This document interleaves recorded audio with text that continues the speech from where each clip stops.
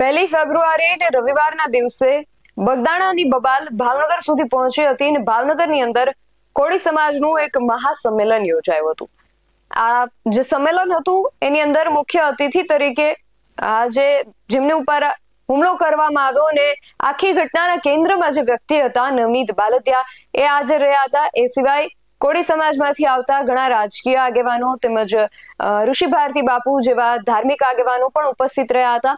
અને આની અંદર જે આ કેસ આખો હતો એને આગળ લઈ જનારા જે કોળી સમાજના રાજકીય આગેવાન છે હીરા સોલંકી કે સોલંકી બ્રધર્સ સોલંકી પરિવારમાંથી કોઈ હાજર નહોતું રહ્યું. એટલા માટે ઘણા બધા પ્રશ્નો ઉઠ્યા હતા. હીરા સોલંકી અગાઉ જ એવું કહ્યું હતું કે મને આ સંમેલન છે એના વિશે કોઈ પણ જાણકારી નથી.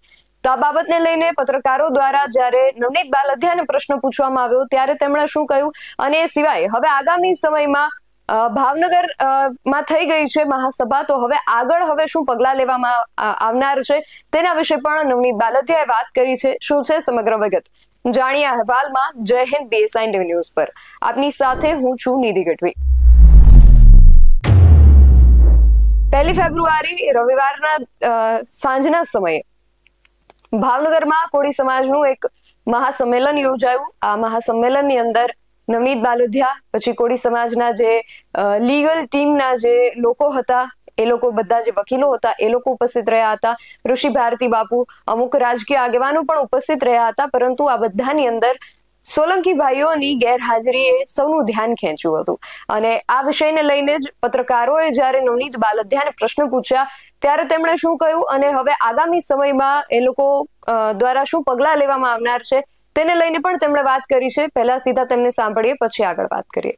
મારા આગેવાનોએ કરી છે જે કઈ હજુ તપાસમાં બાકી છે તપાસની છે જે કોઈ અધિકારીઓએ બેદરકારી દાખવી છે એ બદલ સમાજ કહે છે કે આપણે આ બદલ આપણે સરકારશ્રીને હું પણ રિક્વેસ્ટ કરું છું કે ભાઈ જે અધિકારીઓ બેદરકારી દાખવી અને જે કઈ કાયદાકીય કાનૂન રીતે જે કઈ કરવું પડતું એ કરે.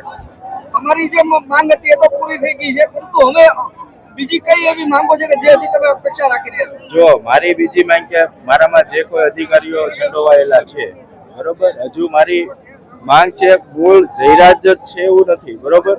જે તપાસનો દોર ચાલુ છે, જે કોઈ આગળ બીજા કોઈ નીકળશે એ પણ સામેલ જે કાંઈ હશે અને પૂરી તપાસ કરી જે કાંઈ હશે એ બહાર આવશે. અને અન્ય કે મેં જાહેરાત કરી હતી કે મારી જેમ જે પીડિત લોકો હોય એમને પણ અમે એમની સાથે રાખી. તો આજે તમે જોયું છે કે 2 જણ હતા એ લાઈવમાં ભાષણ કરી શકે છે. તો એ 2 જણાએ લાઈવમાં ભાષણ કર્યું, જે કાંઈ એની પીડા હતી એ કીધી છે. તો એ બાબત પણ હું સરકારશ્રીને વિનંતી કરું છું કે એમને ન્યાય મળે.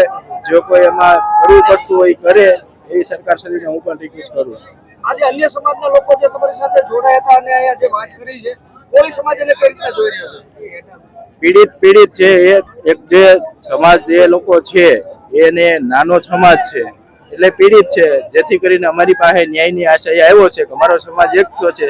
જે એક થયો છે એ બાબતે અન્ય સમાજ નોંધ લે છે કે આ લોકોનું સારું એવું એકતા થઈ છે, તો એ ન્યાયની આશા લઈને અમારી પાસે આવે છે. સરકાર પાસે છેલ્લી શું અપેક્ષા છે? સરકાર પાસે જેમ મને ન્યાય આપ્યો છે એવો ને એવો આ જે લોકો ન્યાયની આશા લઈને આવ્યા છે એને વહેલી તકે ન્યાય મળે એવી સરકાર પાસે હું આશા રાખું છું. નવનીતભાઈ, ન્યાય સભા મળી, આમાં કદાવર નેતા તમારા સમાજના નથી હાજર રહ્યા તે બાબતે શું કહેશો? જી, એને અમે કોઈને ફરજિયાત આમંત્રણ આપ્યું નથી બરોબર. સોશિયલ મીડિયા દ્વારા ખાલી કે ભાઈ આપણે સમાજને એક થવાનું છે.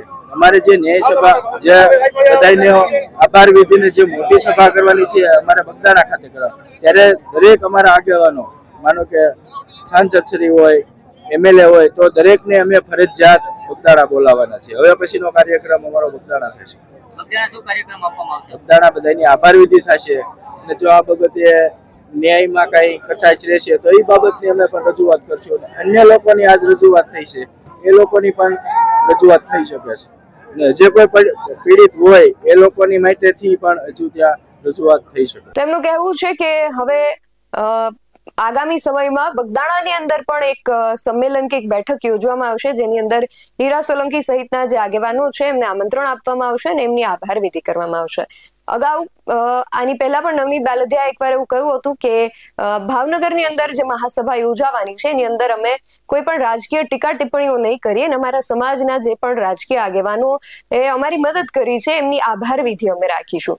પરંતુ આ આભાર વિધિ ભાવનગરની અંદર ન થઈને ફરી એકવાર હવે બગદાણાની અંદર આયોજન કરવું પડી રહ્યું છે. એટલા માટે હવે શું છે એને લઈને ઘણા બધા પ્રશ્નો ઉભા થઈ રહ્યા છે. આ સિવાય કોળી સમાજમાંથી આવતા જે આગેવાન છે એવા ઋષિ ભારતી બાપુએ પણ પ્રતિક્રિયા આપી હતી.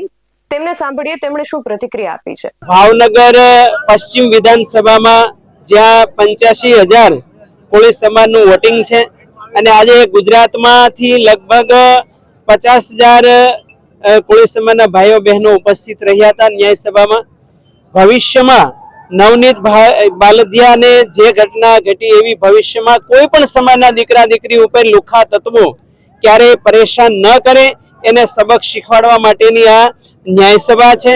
અને આજે સમગ્ર ગુજરાતની જનતા અને વિશેષતઃ તો આજે કોળી ઠાકોર સમાજના ભાઈઓ બહેનો જાગી ગયા છે કે જે પરંપરા છે શઠમ પ્રતિ શાઠ્યમ સમાચરિત, અર્થાત જે લોકો જે ભાષામાં સમજાઈને સમજાવવાની તાકાત પણ આ સમાજ રાખે છે. સૌ પ્રથમ અન્યની બાબત હોય તો સરકારશ્રીને પ્રશાસનની જવાબદારી છે અને એ લોકો ધ્યાન ના આપે ત્યારે જનતા ખુદ એ નિર્ણયો પોતાના બનાવતી હોય છે. એટલા માટે આ સભા ભવિષ્યમાં સરકારશ્રી કે પ્રશાસન સૂતેલું ના રહે અને જે લોકોને અન્યાય થાય તો એને તુરંત એ ન્યાય અપાવવાનું કામ કરે. અને ભવિષ્યમાં આ કોળી સમાજ એ હંમેશા માનધાતા મહારાજના વંશજો રહ્યા છે, એક ક્ષત્રિય રહ્યા છે અને હાથમાં તલવાર છે. અને સમય આવે ત્યારે ટીટ ફોર ટેટ અને જે લોકો જે ભાષામાં સમજે એને સમજાવવાની તાકાત પણ રાખે છે. અને ગીતામાં કૃષ્ણે કીધું છે કે હણે અને હણવામાં પાપ નથી, તો આ પણ કાનૂન આપણા દેશનો પ્રાચીન સમયનો ચાલે છે. તો એ ભવિષ્યમાં કોળી સમાજને કાયદો હાથમાં ન લેવો પડે એની સબક શીખવાડવા માટેની ન્યાય સભા હતી. જી, તેમણે પણ આ જ વાત કરી છે કે કોળી સમાજને લઈને અને એમનું જે આગામી આયોજન છે એને લઈને. પરંતુ જે રીતે નવનીત બાલદિયાએ વાત કરી કે હવે આગામી સમયમાં બગદાણાની અંદર એક સંમેલન કે એક બેઠકનું આયોજન કરીશું જેમાં હીરા સોલંકી સહિતના જે પણ રાજકીય આગેવાનો છે એમને આમંત્રિત કરીશું અને એમની આભાર વિધિ કરીશું. આ વાતને લઈને તમારું શું માનવું છે અમને કમેન્ટ કરીને ચોક્કસથી જણાવજો. આવા જ વધુ અહેવાલો સાથે મળતા રહીશું. તમે મારી યુટ્યુબ ચેનલને સબસ્ક્રાઇબ કરવાનું અને અમને ફેસબુક અને ઇન્સ્ટાગ્રામ પર ફોલો કરવાનું ભૂલશો નહીં. બાકી અવનવી અપડેટ્સ માટે આપ જોતા રહો BSN TV ન્યૂઝ. નમસ્કાર.